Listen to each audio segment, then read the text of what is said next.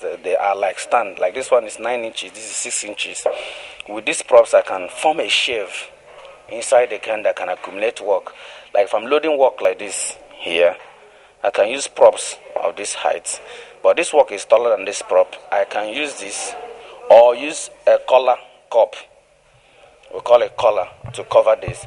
So this will now help to form a shelf over this. So that when I place a bag like this, which I'm going to demonstrate inside the can, you will now understand what I mean. So let's go to the can. This is an electric can, but it's a new model in town. It's open can with top can. There's some other can that has a door. You open like if you are entering a house, but this one has upper lid. So these are the bricks. The thermostat is digitalized. You can control. This is a control panel. You can control the temperature, how many hours you want the work to fire, preheating, full firing. If you are glazing, if you are firing your electro materials, you can operate everything here, which I will still show you later. But inside this is the can proper. This is the space where we can now load the works and fire. Inside these are the elements. If you look closer, you will see the element. They look like a coiled wire. So this is the source of the heat. If you on them, they'll start turning red and they start producing heat. And since this can is covered, the whole heat generated here will be increasing. And that's the only way we will now measure the heat by using a pyrometer. So the pyrometer measures the temperature. As the heat increases, the temperature increases. So what we'll do before we start loading, we use these props to form a shape. We want to load works like this. In loading this work, there are so many techniques. If you're loading big work, they don't glue together. You can put the heavier ones on the floor and keep the lighter ones on top. So that when you are firing, all of them will still survive because they don't glue together. But you can't do the same when you're doing glaze work, because glazes doesn't allow each other to touch. If they touch, a fault will occur, and in that fault in ceramics is called kissing. When the two works join together, they become inseparable, and it will become a fault that is not allowed in ceramics. But in loading big works like this, we might not actually need props. It depends on the size of the works we want to load. But if I want to load works like this, what I will do is that I will bring these props into this. I can use 3. Keep it on this form. Keep one here. And keep one here. In ceramics, why we use 3 props is that we want to get a better stand, because even the tripod you're using will always have 3 legs. If they have 4 legs, they will lose balance. So that's why we always advise firemen to use 3 props.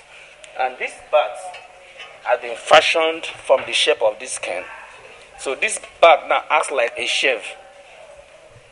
So if you put those 3 props, you will now keep the bat on top. This bat now acts like a house or a shelf. First works, you can now load them under. Other ones, you can now load them on top. It serves as a stand, and at the same time, you can now place your works. Works like this can still go under the shelf if you want to load them. So that you're not reducing the weight of other works on top of each other. If that glaze work, the size of the work determines the amount of shelves you will build. If the works is taller, you use the taller props. If they are shorter, you use the shorter props, creating different heights of shelves as the case may be. So after you have loaded this can to full, what you will do here is you have to now close the can, because you can't fire the can while the can door is still open. It will become dangerous. And there's something that will heat up this, we call it element. All of them are hidden inside. They are the source of heat. They generate heat inside this can. Then you cover this, then on your can here. Then you can now set.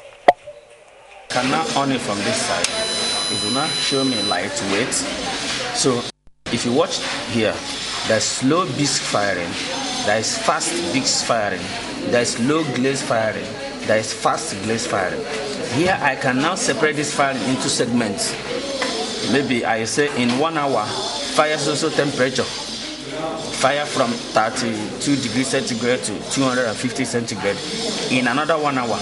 This is where I can now set them in segments. After that, I will now view it from here. Whatever temperature I will set here, I will now start it from here.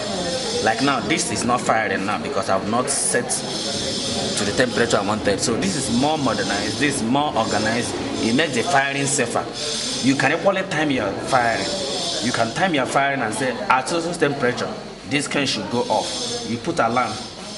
So at that temperature, the can will switch off itself. So you can put up a can like this and travel, or you'll be doing your other business.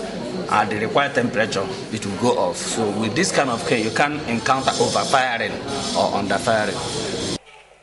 Like works like this, if there are bigger works in firing them, you have to fire them slower because the water content in that works is higher. So if you are doing such firing, you will now reduce the amount of heat that enters into the can by regulating it as preheating. The name in ceramics is preheating. You heat them gradually. But if you are firing, you remove all these things. We call this the spy hole. It helps the fireman to observe what is happening inside the can. At the same time, it helps the fireman to allow moisture that still contained inside the greenware clay to move up. Because water has to go up gradually. Then the temperature starts increasing. You can fire up to 1000 degrees centigrade. At that point, you've gotten to your terracotta temperature. You can now off the can and allow the can to still cool back to room temperature. After that, you will now open the can, which might last a day after firing or 2 days, as the case may be. Then you now open the can again and you start bringing your works out. And this gives the result to this. We'll see. And the same method you use if you still want to do your glaze work. After these bricks now, you get your glaze, you dip them inside the glaze, still load them, following the same principle. You cover the can, on the can and fire. So this can still fire high, it can still fire low.